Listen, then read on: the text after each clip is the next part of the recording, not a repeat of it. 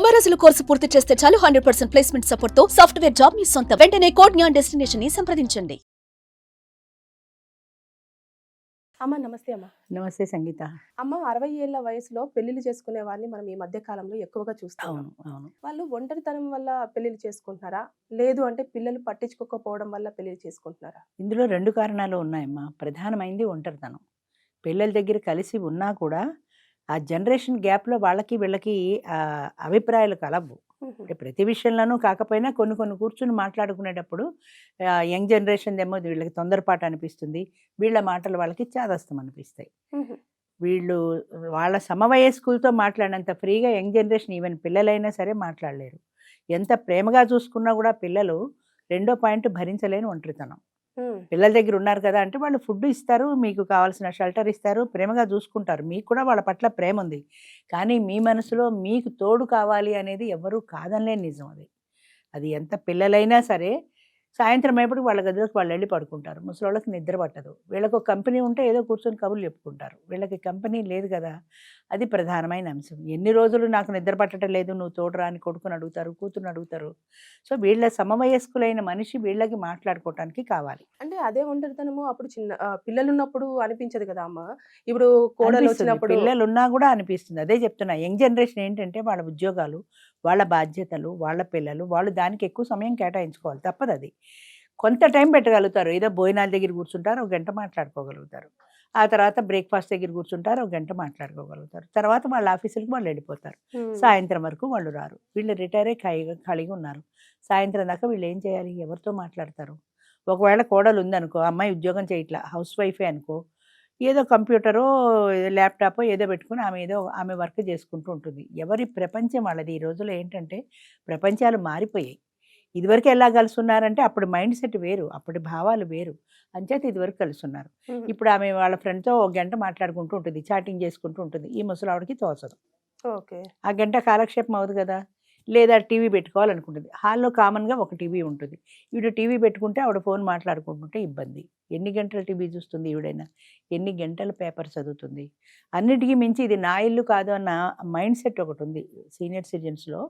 ఇది నా ఇల్లు కాదు, నా కొడుకు ఇంట్లో నేనున్నాను డిపెండెంట్గా, నా కూతురు ఇంట్లో నేనున్నాను డిపెండెంట్గా అన్న భావన ఒకటి వాళ్ళ మైండ్ సెట్లో ఉంటుంది. ఎంత వద్దన్నా తప్పైనా రైట్ అయినా అది పోదు. నా ఇంట్లో నేనుంటే నాకు స్వతంత్రం కదా అనిపిస్తుంది. అదే భర్తిల్లు అయితే భర్తిల్లు నాది, నా స్వతంత్రం అన్న ఫీలింగ్ ఒకటి ఉంది. అది భర్త ఇల్లు నీ ఇల్లు కాకపోయినా రేపొద్దున వాడు తన్ని పొమ్మంటే పోవాల్సి వచ్చినా కూడా అది నా ఇల్లే, భార్యాభర్తలం మేమన్నా ఆ రైట్ ఉన్నా లేకపోయినా అది నా ఇల్లు అన్న ఫీలింగ్ ఉంది. అది తప్పు కావచ్చు, రైట్ కావచ్చు. అంచేత నేను స్వతంత్రంగా నా భర్త ఇంట్లో ఉండకుండా డిపెండెంట్గా పిల్లల దగ్గర ఎందుకు అన్న భావన ఒకటి ఉంది. లోన్లీనెస్ అనేది పూర్తిగా పోవటల్లా పిల్లల దగ్గర. కొంతవరకే పోతుంది. ఎందుకంటే వాళ్ళు ఉద్యోగంలో బిజీగా ఉంటారు, భార్యాభర్తలు, వాళ్ళ పిల్లలు, వాళ్ళ ప్రపంచం వాళ్ళది ఉంటుంది. ఆ ప్రపంచంలో నువ్వు additional member of the family. నేను ఎప్పుడు చెప్తా, ఫ్యామిలీలో ఒకప్పుడు పేరెంట్స్ అంటే ఆ ఫ్యామిలీలో లెక్కే. ఇప్పుడు ఏంటంటే additional member of the family. నువ్వు అడిషనల్ మెంబర్గా అవుతావు. నిర్ణయాలు వాళ్ళు తీసుకుంటారు. మనవడో కొడుకో కూతురో ఎవరో ఉంటే వాళ్ళు నిర్ణయాలు తీసుకుంటారు. వాళ్ళు ఏదో క్యాబ్ బుక్ చేసుకు వెళ్ళాలంటారు. ఒరే క్యాబ్ వద్దురా ఎందుకు అని ఈవిడ ఏదో ఉంటుంది. నీకు తెలియదు, నువ్వు ఊరుకో అమ్మ అంటారు. సహజంగా ఎవరైనా అంటారు. ఎందుకు అని ఈవిడ ఊరుకోలేదు. వాళ్ళ పిల్లలు వాళ్ళ సమస్య వాళ్ళది, వాళ్ళు చూసుకుంటారు, నాకు అనవసరం అన్న భావన ఈవిడికి రాదు.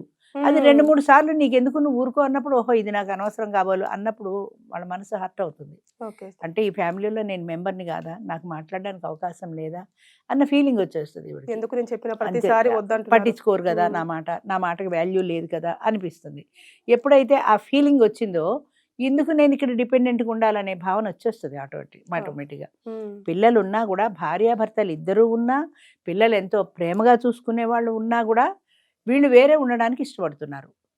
వాళ్ళిద్దరు వేరే ఉండలేకపోతే రిటైర్మెంట్ హోమ్స్ వచ్చి దానికి వెళ్ళిపోతున్నారు. అంతేగాని పిల్లల దగ్గరికి వెళ్ళాలి. ఇప్పుడు ఇక్కడ దాకా ఎందుకు, మా పిల్లలు ఉన్నారు, మా అబ్బాయి ఈ ఊళ్ళో ఉన్నాడు, మా కూతురు అల్లుడు ఈ ఊళ్ళో ఉన్నారు. ఏదో ఓ రోజు ఎప్పుడైనా లంచ్కు దేనికే వెళ్తాం, కాసేపు కూర్చుంటాం, మాట్లాడతాం, వచ్చేస్తాం. ఒక్క రాత్రి కూడా వాళ్ళ ఇంట్లో ఉన్నాం. ఎందుకు ఉండము అంటే అది ఒక మైండ్ సెట్ అంతే. తప్పో రైటో తెలియదు. మా ఇంట్లో మేము ఉంటాం స్వేచ్ఛగా. అసలు ఇప్పుడు చుట్టాలింటికి వెళ్ళడం, పెట్టి సర్దుకు 2 రోజులు ఉండడం అన్న కల్చరే పోయింది. ఎవరిళ్ళకి వాళ్ళు వెళ్తున్నారు. ఇప్పుడు కొడుకు ఇంట్లో ఉన్నా ఆ అబ్బాయి ఉంటాడు, కూతురు ఇంట్లో ఉన్నా ఈ అమ్మాయి వాళ్ళ ఫ్లాట్లో వాళ్ళు ఉంటారు, మేము మా ఫ్లాట్లో ఉంటాం. అప్పుడప్పుడు కలుస్తాం, అంతే.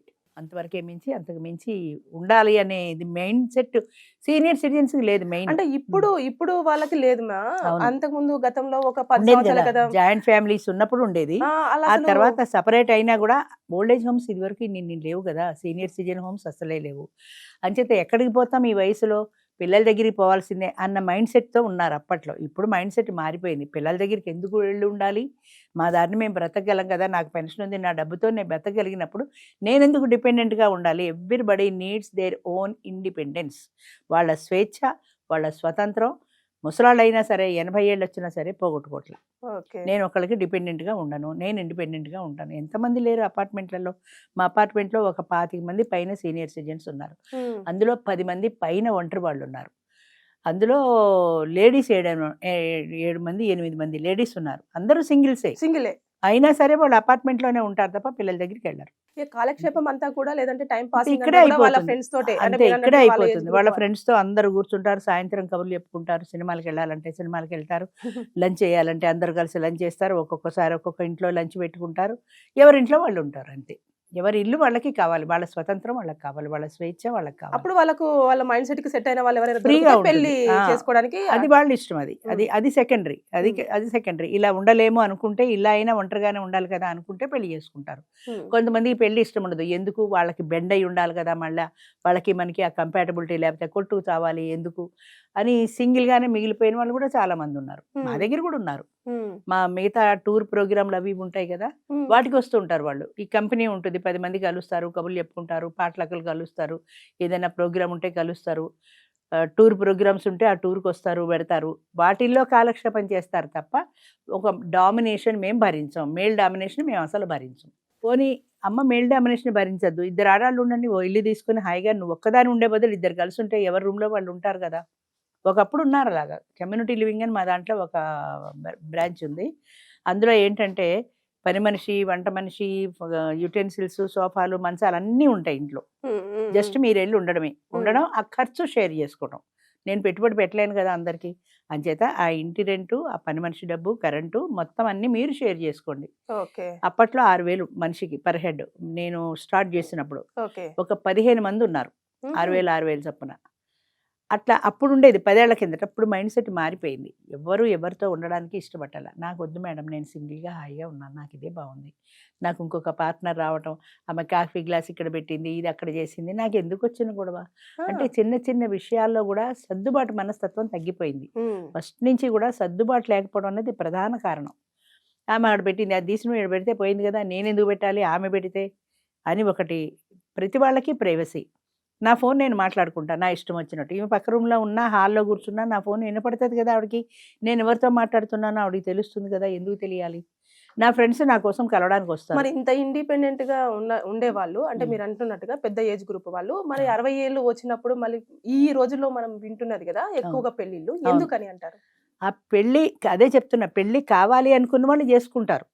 నాకు అసలు పెళ్ళే వద్దు, నేను పూర్తిగా ఇండిపెండెంట్గా ఉంటాను, నేను కాంప్రమైజ్ కాను లైఫ్లో, ఇంకోళ్ళు ఉంటే డామినేషన్ భరించాలి అని వాళ్ళు చేసుకోవట్లేదు. మా దగ్గర కూడా చేసుకునే వాళ్ళు చాలా మంది ఉన్నారు, చేసుకున్న వాళ్ళు కూడా చాలా మంది ఉన్నారు. మొన్న నేను మా మెంబర్ ఒక ఆమెకు ఫోన్ చేశాను, ఈ మధ్య నువ్వు రావటం లేదంటమ్మా, తీసేనా ఆ గ్రూప్లోంచి అని. అంటే అమ్మ మీరు గ్రూప్లోంచి తీయద్దు, నా మైండ్ ఇంకా పెళ్లి చేసుకోవడానికి సెట్ అవ్వలేదు, నేను చేసుకోనా మా అన్న ఆలోచిస్తున్నాను, మిగతా అన్నీ ఉన్నాయి కదా యాక్టివిటీస్, టూర్లు వెళ్తాము, అప్పుడప్పుడు కలుస్తాము, వీటన్నింటిలోనూ నేను హ్యాపీగా ఉన్నాను, నా లైఫ్ ఇలాగే వెళ్ళిపోయి ఉండి ఎప్పుడైనా పెళ్లి చేసుకోవాలంటే తర్వాత సంగతి, కానీ నేను ఇండిపెండెంట్గా ఉన్నాను, ఇలాంటి ప్రోగ్రాంలో అందరినీ కలుస్తున్నాను, నాకు ఇది బాగుంది, అంచేత నేను ఇలాగే ఉంటాను అనేవాళ్ళు కూడా ఉన్నారు. Both types are there. అంటే లోన్లీనెస్ భరించలేను, నాకు ఒక తోడు కావాలి అనుకున్న వాళ్ళు పెళ్లి చేసుకుంటున్నారు.